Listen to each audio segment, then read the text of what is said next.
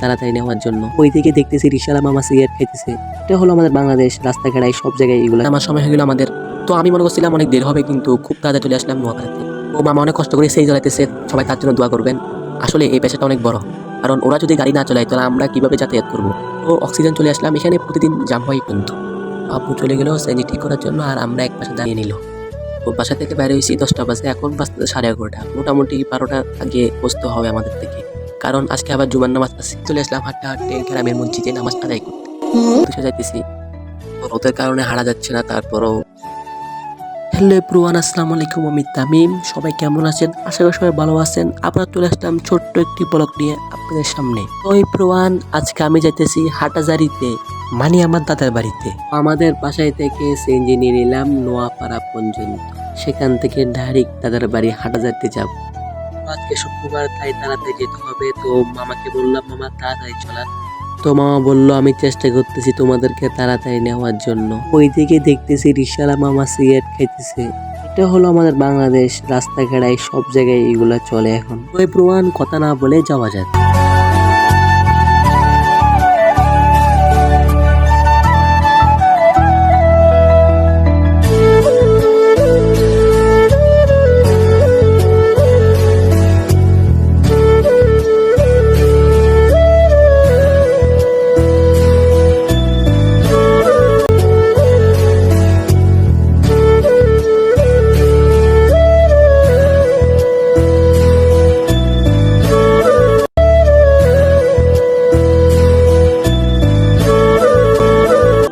তো ফাইনালি সেজনি থেকে নামার সময় হয়ে গেল আমাদের। তো আমি মনে করছিলাম অনেক দেরি হবে, কিন্তু খুব তাড়াতাড়ি চলে আসলাম নোয়াপাড়াতে। ও মামা অনেক কষ্ট করে সেই জ্বালাইতেছে, সবাই তার জন্য দোয়া করবেন। আসলে এই পেশাটা অনেক বড়, কারণ ওরা যদি গাড়ি না চালায় তাহলে আমরা কিভাবে যাতায়াত করব। তো অক্সিজেন চলে আসলাম, এখানে প্রতিদিন জাম হয় একটু। তো আর কিছুক্ষণের ভিতরেই সেনজি থেকে নেমে যাব আমরা। তো ফাইনালি চলে আসলাম নোয়াপাড়াতে। এখান থেকে নেমে আরেকটা শ্রেণী ঠিক করতে হবে আমাদের থেকে, ডাইরেক্ট দাদার বাড়ি পর্যন্ত। আব্বু চলে গেল শ্রেণী ঠিক করার জন্য, আর আমরা এক পাশে দাঁড়িয়ে আছি। তো আমাদের শ্রেণী ঠিক করা হয়ে গেছে। তো একটা সমস্যা আছে, সমস্যা হলো শ্রেণীতে গ্যাস নাই। কি আর করার, আমরাও দাঁড়াই আছি গ্যাস নিয়ে, ডাইরেক্ট হয়ে যাবো দাদার বাড়িতে। তো এখন একটু কষ্ট, সিরিয়াল ধরে গ্যাস নিতে হয় সিএনজিওয়ালাদের থেকে। কিন্তু কয়েকগুলা চালাক আছে, 50 টাকা অথবা 100 টাকা ঘুষ খাওয়াই ডাইরেক্ট ঢুকে যায়। তো সেরকম ঘুষও আমাদের সিএনজিওয়ালা মামা খাওয়াইছে, সেজন্য তিনি ডাইরেক্ট গ্যাস নিয়ে নিলেন।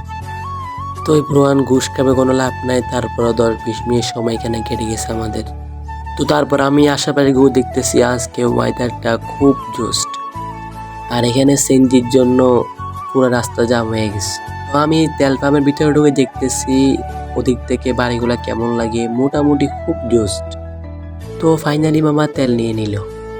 তো বাসা থেকে বাইরে হয়েছি 10টা বাজে, এখন বাজতে 11:30। মোটামুটি 12টার আগে বসতে হবে আমাদের থেকে, কারণ আজকে আবার জুমার নামাজ আছে। ফাইনালি তেল নিয়ে উঠে গেলাম সিএনজিতে। তো আগের সিএনজিতে আমার পাশে গেট ছিল, কিন্তু এই সিএনজিতে নাই।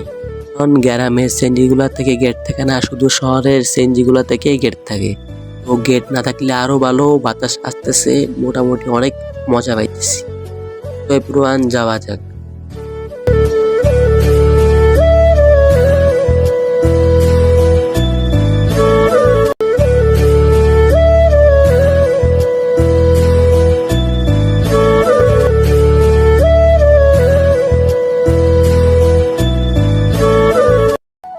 তো ফাইনালি চলে আসলাম রেল স্টেশন সুধানগর হাটাজারিতে। তো আর 10 মিনিটের ভিতরে চলে যাব দাদার বাড়িতে। তো বলতে বলতে চলে আসলাম দাদার বাড়িতে। তো এই রাস্তা দিয়ে সিএনজি এমনিতে ঢুকে, তারপরও আমরা মামার কষ্ট হবে সেজন্য নেমে গেলাম রাস্তার সামনে। তো পুরান খাওয়া দাওয়া মুখ হাত ফ্রেশ হয়ে অজু মজু করে যাইতেছি মসজিদে জুমার নামাজ আদায় করতে। তো এই পুরান ফাইনালি চলে আসলাম হাঁটতে হাঁটতে গ্রামের মসজিদে নামাজ আদায় করতে।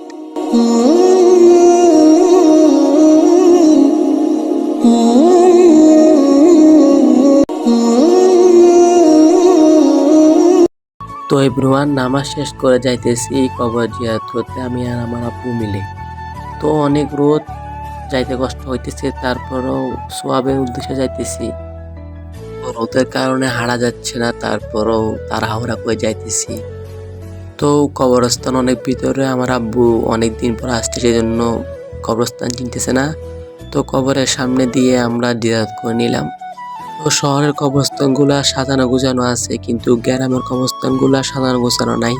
আমরা আবার দাদার বাড়ির উদ্দেশ্যে রওনা দিতেছি। এই পুরান বাসায় এসে খাবার খাইলাম। আজকের জন্য ভিডিওটা এ পর্যন্ত। দেখা হবে অন্য কোনো ভিডিওতে। যদি ভিডিওটা ভালো লাগে অবশ্যই শেয়ার করবেন। আল্লাহ হাফেজ।